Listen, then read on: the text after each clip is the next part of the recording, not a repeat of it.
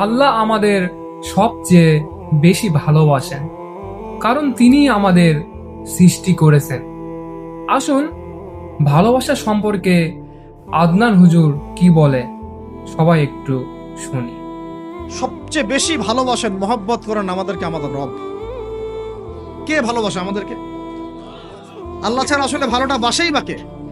আমরা যে পবিত্র সম্পর্কের কথাও বললাম, এই যে স্বামী স্ত্রীর সম্পর্ক, স্বামী স্ত্রীর মধ্যে মহব্বত, পবিত্র সম্পর্ক, এটা হালাল, বৈধ। আল্লাহ পাক বৈধতা দিয়েছেন, কারণ আমাদের প্রবৃত্তির চাহিদা আছে। এই চাহিদা পূরণের জন্য আল্লাহ পাক আমাদেরকে হালালভাবে বিয়ে করতে বলেছেন। সমাজ বিয়েটাকে কঠিন করে ফেললো আর জেনাটাকে সহজ করে ফেললো। বিয়ে কঠিন হয়ে গেল, এরা এখন বিয়ে করতে পারবে না চাইলে। 21 বছর না, 20 বছর বয়স হলে সে বিয়ে করতে পারবে না।